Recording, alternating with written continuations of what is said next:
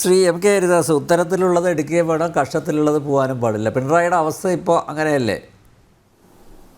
പുരോഗമന കാലഘട്ടത്തിൽ PR ഏജൻസികളെ സ്വകാര്യ കമ്പനികളും വ്യക്തികളും വെക്കുമെന്ന് അക്തർ പറയുമ്പോ സ്വകാര്യ കമ്പനികളും വ്യക്തികളൊക്കെ വെച്ചോട്ടെ ശ്രീ അക്തർ, പക്ഷെ അത് പോക്കറ്റിൽ നിന്നാണ് പൈസ പോകുന്നത്. ഇവിടെ ഇപ്പൊ പുറത്തു വന്ന കണക്കനുസരിച്ചിട്ട് ഈ PR ഏജൻസികൾക്ക് വേണ്ടിയിട്ട് പിണറായി വിജയൻ ഈ പൊതുഖജനാവിന്റെ വലിയൊരു തുകയാണ് ചെലവഴിക്കുന്നത്.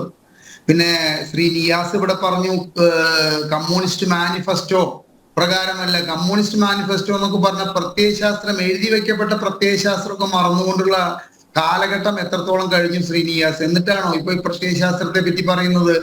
എഴുതി വെക്കപ്പെട്ട പ്രത്യയശാസ്ത്ര പ്രകാരമാണെങ്കിൽ മാണി കോൺഗ്രസ് ഈ ഇടതുപക്ഷ ജനാധിപത്യ മുന്നണിയിൽ വരുമോ? ഈ അൻവർ ഈ CPM-ന്റെ വക്താവായിട്ട് ഒരു ഏകദേശം 9 കൊല്ലം പാർട്ടിയിൽ നിൽക്കുവോ? ഈ PV ശ്രീനിജനെ ഈ പാർട്ടി ഉൾക്കൊള്ളുവോ? ഒന്നുമില്ല. അപ്പൊ ഈ പ്രത്യയശാസ്ത്രം കടലിൽ കളഞ്ഞിട്ട് കാലങ്ങൾ എത്രയായിട്ട്, അപ്പൊ അതിന്റെ ഭാഗമായിട്ടുള്ള കാര്യങ്ങളാണ് ഇവിടെ ഈ PR ഏജൻസിയുടെ ഈ ഇടതുപക്ഷ ജനാധിപത്യ മുന്നണി സർക്കാരിന്റെ, പ്രത്യേകിച്ച് കഴിഞ്ഞ 3.5 വർഷത്തെ ഭരണത്തിൽ ബാഹ്യ ശക്തികളുടെ ഇടപെടലുണ്ട് എന്നുള്ള എന്നെ പോലുള്ളവരുടെ ഈ ചർച്ചയിലൊക്കെ പറയുമ്പോൾ ശ്രീ അസ്കർ തന്നെ ഏകദേശം ഒരു 20 തവണയെങ്കിലും അദ്ദേഹം പറഞ്ഞിട്ടുണ്ട്. എന്തെന്നറിയോ?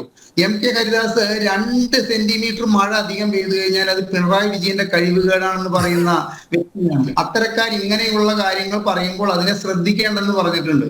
ഇപ്പൊ ശ്രീ അക്തർ ഇപ്പൊ ഇന്ന് അദ്ദേഹം കഴിച്ചിട്ടുള്ള ക്യാപ്സ്യൂളിനനുസരിച്ചിട്ടുള്ള കാര്യങ്ങളൊക്കെ ഇവിടെ പറഞ്ഞുവെങ്കിലും നമുക്കൊക്കെ ബോധ്യപ്പെട്ടു. അതായത് CPM എന്ന് പറയുന്ന പാർട്ടി ഭരിക്കുന്ന കേരളത്തിലെ സർക്കാർ ഇവിടെ PR ഏജൻസികളെ ഉപയോഗിച്ചുകൊണ്ടാണ് അവരുടെ ഭരണം കൃത്യമായിട്ട് നടത്തുന്നത്. അവരുടെ കൂടെ നിൽക്കുന്നവരെ അവർക്ക് പൂർണ്ണമായിട്ട് വിശ്വാസമില്ല. അതുകൊണ്ടാണ് ബ്രിട്ടാസുമായിട്ട് ഡൽഹിയിൽ പോയിട്ടുള്ള മുഖ്യമന്ത്രി ബ്രിട്ടാസിനെ ഒഴിവാക്കിക്കൊണ്ട് PR ഏജൻസിയുടെ വക്താക്കൾക്ക് ഇത്തരത്തിലൊരു ഇന്റർവ്യൂ കൊടുത്തത്. ഇവിടെ ഒരു പ്രസ് സെക്രട്ടറി, അദ്ദേഹത്തിന്റെ എന്റെ അറിവിൽപ്പെട്ടിടത്തോളം 1,40,000 രൂപ ശമ്പളം വാങ്ങുന്ന ഒരു പ്രസ് സെക്രട്ടറി, അദ്ദേഹത്തിന് എന്താണ് ഈ ഒരു ഡ്രാഫ്റ്റ് വാങ്ങിയിട്ട് ഇത്തരത്തിൽ കൊടുക്കുമ്പോൾ ഡ്രാഫ്റ്റ് വാങ്ങി വായിച്ചിട്ട് അതിലത്തെ തെറ്റുകൾ തിരുത്താൻ ഈ പ്രസ് സെക്രട്ടറിക്ക് ആവില്ലേ? അപ്പൊ ഇതൊന്നും അല്ല ഇതിന്റെ അടിസ്ഥാനപരമായിട്ടുള്ള കാരണം. പോവുകയാണെങ്കിൽ അത് അങ്ങോട്ട് പോട്ടെ, വിവാദമില്ലെങ്കിൽ അത് അങ്ങനെ തന്നെ നിലനിന്നോട്ടെ എന്നുള്ളൊരു മാനസികാവസ്ഥയിലായിരിക്കും ഈ മുഖ്യമന്ത്രി പിണറായി വിജയൻ ഇത് ചെയ്തത് എന്നാണ് ഞാൻ വിശ്വസിക്കുന്നത്. ശ്രീ അനിൽ നമ്പ്യാർ, ഞാൻ അധികം സംസാരിക്കുന്നില്ല. കാരണം എന്താ വെച്ച് കഴിഞ്ഞാൽ എന്നേക്കാൾ നന്നായിട്ട് ഈ വിഷയത്തിൽ സംസാരിക്കാനുള്ളവരുടെ ഇഷ്ടപ്രകാരം ഉള്ളത് കൊണ്ട് ഈ കപ്പൽ ആടി ഉലയുകയാണ്. ആ ആടി ഉലയാനുള്ള കാരണം എന്താണെന്ന് വെച്ച് കഴിഞ്ഞാൽ ക്യാപ്റ്റന്റെ അടുത്ത് നിന്ന് ഇതിന്റെ നിയന്ത്രണം ഇട്ടിരിക്കുന്നു. ക്യാപ്റ്റന്റെ അടുത്ത് നിന്ന് നിയന്ത്രണം ഇട്ട് കഴിഞ്ഞാൽ ഏത് കപ്പലും ആടി ഉലയും. സ്വാഭാവികമായിട്ട് ഇത്തരത്തിലുള്ള സാഹചര്യത്തില് ഈ മുഖ്യമന്ത്രി PV അൻവർ ഈ പാർട്ടി വിട്ടു പോയതിനു ശേഷം, ഈ ഇടതുപക്ഷ ജനാധിപത്യ മുന്നണിയുമായുള്ള ബന്ധം വിട്ടു പോയതിനു ശേഷം വിളിച്ചു പറഞ്ഞ കാര്യങ്ങളും, ശ്രീ അജിത് കുമാറിന്റെ പ്രശ്നങ്ങളും, BJP RSS വക്താക്കളെ കണ്ട പ്രശ്നങ്ങളൊക്കെ കൂടിയിട്ടുള്ള ഈ കലങ്ങി മറച്ചില്ലേ, അദ്ദേഹത്തിന്റെ പ്രായാധിക്യം കൊണ്ടും അദ്ദേഹം ധാർമ്മികമായിട്ട് വേണ്ടത് എന്താണെന്ന് വെച്ച് കഴിഞ്ഞാൽ അദ്ദേഹം ഇനിയുള്ള 1.5 വർഷത്തെ ഭരണത്തിൽ നിന്ന് മാറി നിൽക്കുകയാണ് വേണ്ടത്. അതൊന്നും ഇവിടെ സംഭവിക്കാൻ പോകുന്നില്ല എന്നുള്ള കാര്യം ഉറപ്പാണ്. കാരണം ഈ CPM എന്ന് പറയുന്ന പാർട്ടി പിണറായി വിജയൻ എന്ന് പറയുന്ന ഒരു വ്യക്തിയിലേക്ക് ഒതുങ്ങുകയും PR വിജയൻ പറയുന്ന കാര്യങ്ങൾ മാത്രം ചെയ്യുന്ന ഒരു പാർട്ടിയായി CPM എന്ന് പറയുന്ന പാർട്ടി അധപ്പതിക്കുകയും ചെയ്ത് ഈ കാലഘട്ടത്തില് അത്തരത്തിലൊന്നും സംഭവിക്കില്ല. ഒരു PR ഏജൻസിയും ശ്രീ അസ്കർ സൗജന്യ സേവനം ചെയ്യില്ലെന്ന് താങ്കൾ മനസ്സിലാക്കുക.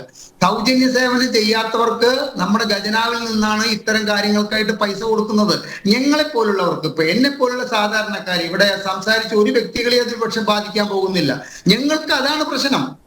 ദൂർത്തടിച്ചിട്ടും കെടുകാര്യസ്ഥത കൊണ്ട് സംസ്ഥാനത്തിന്റെ പൊതുഖജനാവിന് അങ്ങേയറ്റം ഡാമേജ് വന്നിട്ടുള്ള സാഹചര്യത്തിൽ ഇത്തരത്തിലുള്ള PR ഏജൻസികളെ വെച്ചിട്ട് പത്രത്തിന് അഭിമുഖം കൊടുക്കേണ്ട ഒരു ഗതികേട് കേരളത്തിലെ കമ്മ്യൂണിസ്റ്റ് പാർട്ടിക്കും ആ കമ്മ്യൂണിസ്റ്റ് പാർട്ടിയെ വെച്ച് ഭരിക്കുന്ന മുഖ്യമന്ത്രിക്കും ഉണ്ടായി എന്ന് പറഞ്ഞു കഴിഞ്ഞാൽ അതിനോളം വലിയൊരു അപച്യുതി ഇനി നേരിടാനുണ്ടോ? ഇത്രയും ഗതികെട്ടൊരു സർക്കാർ കേരളത്തിൽ ഇതിനു മുമ്പ് ഭരിച്ചിട്ടുണ്ടോ? ഇത്രയും കഴിവുകെട്ടൊരു സർക്കാർ കേരളത്തിൽ ഇനി ഇതിനു മുമ്പ് ഭരിച്ചിട്ടുണ്ടോ? അപ്പൊ ഒരു കാര്യം ഇതിൽ നിന്ന് വളരെ വ്യക്തമാണ് ശ്രീ അനിൽ നമ്പ്യാർ, ഇവർക്ക് ബാഹ്യ ശക്തികളുടെ നിയന്ത്രണമില്ലാതെ ഇന്നത്തെ CPM എന്ന് പറയുന്ന പാർട്ടിയുടെ നിയന്ത്രണത്തിലെ ഈ സർക്കാരിനെ മുൻപോട്ട് കൊണ്ടുപോകാൻ കഴിയില്ല എന്നുള്ളതിന്റെ ഏറ്റവും വലിയൊരു അവസാനത്തെ ഉദാഹരണമായിട്ടൊന്നും നമുക്കിത് കാണാൻ സാധിക്കില്ല.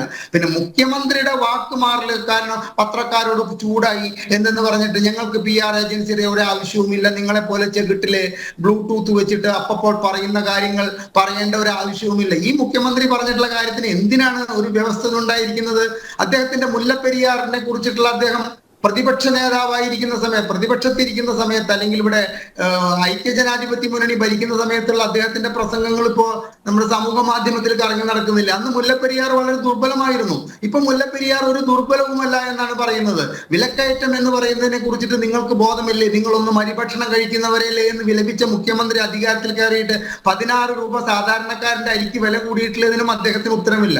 അപ്പൊ അദ്ദേഹം ഇവിടെ ഭരിച്ചുകൊണ്ടിരിക്കുന്ന സമയത്ത് അദ്ദേഹത്തിന്റെ ഭരണം എന്താണോ അത് ജനങ്ങൾ അംഗീകരിച്ചുകൊണ്ട് മുൻപോട്ട് പോകണം എന്നുള്ള ഒരു, നമ്മൾ പറയില്ലേ, ഒരു ധാർഷ്ട്യം, ഒരു രാജഭരണത്തിന്റെ ശൈലിയിലുള്ള അദ്ദേഹത്തിന്റെ പെരുമാറ്റത്തിന്റെ ഒരു ഉദാഹരണമാണ് ഇത്തരത്തിലൊരു PR ഏജൻസിയുടെ ഒരു അഭിമുഖം പോലും ഒരു PR ഏജൻസിയെ കൊണ്ട് ചെയ്യിക്കേണ്ട ഗതികേടിലേക്ക് അദ്ദേഹം എത്തിയത്. പക്ഷെ കഷ്ടകാലം നേരത്ത് അതിന്റെ സത്യാവസ്ഥ പുറത്തേക്കായിട്ട് ശ്രീ അസ്കർ, താങ്കൾ എത്രയൊക്കെ അതിനെ ന്യായീകരിച്ചിട്ട് പറഞ്ഞു കഴിഞ്ഞാലും ഈ വീണിട്ടുള്ള ഈ ട്രാപ്പ് ഉണ്ടല്ലോ, അത് PR ഏജൻസികളെ കൊണ്ടാണ് ഈ മുഖ്യമന്ത്രി ഇതിനു മുമ്പും ഇത്തരത്തിലുള്ള കാര്യങ്ങൾ ചെയ്യിച്ചിരിക്കുന്നത്. കേരളത്തിൽ കഴിഞ്ഞ കാലഘട്ടത്തിൽ നടന്ന ഭരണത്തിൽ ഇത്തരത്തിലുള്ള PR ഏജൻസികളുടെ അനധികൃതമായിട്ടുള്ള ഇടപെടൽ മൂലമാണോ നമ്മുടെ സാമ്പത്തിക സ്ഥിതി പോലും ഇന്ന് ഈ പരിതാപകരമായിട്ടുള്ളത് എന്ന് കേരളത്തിലെ സാധാരണക്കാരായ ജനങ്ങൾ ചിന്തിച്ചു പോയി കഴിഞ്ഞാൽ അതിനവരെ കുറ്റം പറയരുതെന്നാണ് ശ്രീ അനിൽ നമ്പ്യാർ എനിക്ക് പറയാനുള്ളത്.